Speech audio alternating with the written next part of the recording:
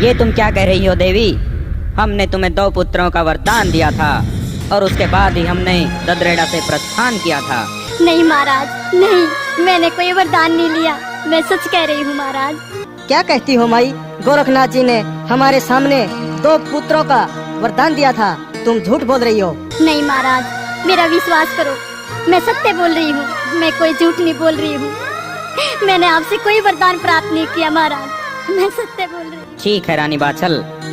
हे महाराज सुरतीनाथ, तुम अपनी सुरती लगा कर देखो कि जो स्त्री मुझसे वरदान लेकर गई थी वो कौन थी। अगर वो रानी बाछल हुई तो हम इसे इसी समय भस्म कर देंगे।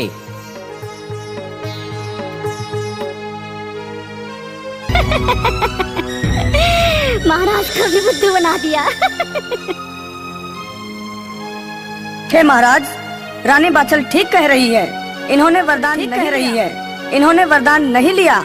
वो इनकी छोटी बहन काछल थी जो धोखे से आपसे वरदान ले गई महाराज। जी हाँ महाराज, हम जुड़वा मैंने हैं और हमारी शकल सूरत आपस में बहुत मिलती है। बात का फायदा उसने उठाया है, इसी बात का फायदा उठाया है महाराज। यानी काछल ने छल व कपट से हमारे से वरदान प्राप्त किया है। ये काछल ने बहुत गलत किया।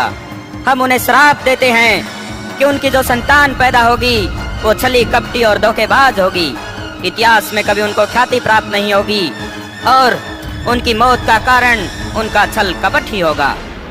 लेकिन महाराज, आप मेरी व्याख्या मेरे दुख दूर कीजिए। मैं पुत्र के बिना नहीं रह सकती, मुझे भी पुत्र का वरदान दीजिए महाराज। इस तरह से वरदान दिए नहीं जाते माई, इनकी भी कुछ सीमाएं होती हैं।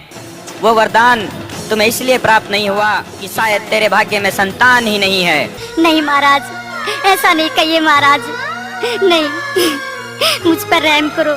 मेरी 12 साल से गोदी सुनी है, मैं भी बच्चे के लिए बहुत तड़प रही हूँ महाराज, रहम करो।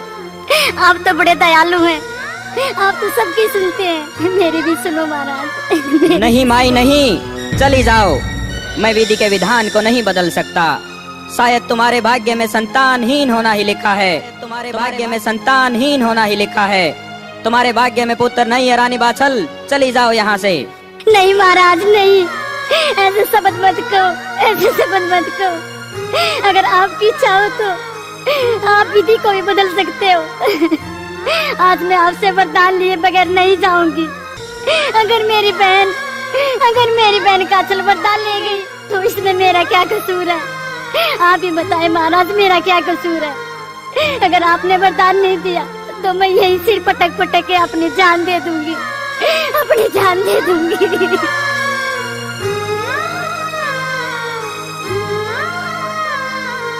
हे गुरु गोरखनाथ, औरत की संतान के प्रति बहुत तड़प होती है और वही तड़प रानी बाछल के मन में भी है महाराज।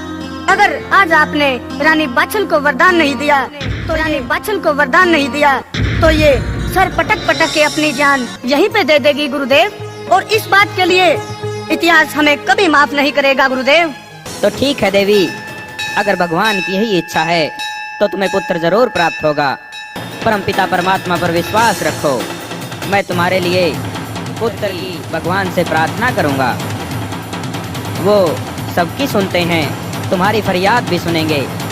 इसके लिए हे माई, तुम्हें 3 दिन तक मेरा इंतजार करना होगा, उसके बाद मैं वापस आऊंगा। हे बाबा गोरखनाथ, मैं 3 दिन तो क्या 7 जन्मों तक आपका इंतजार करूंगी।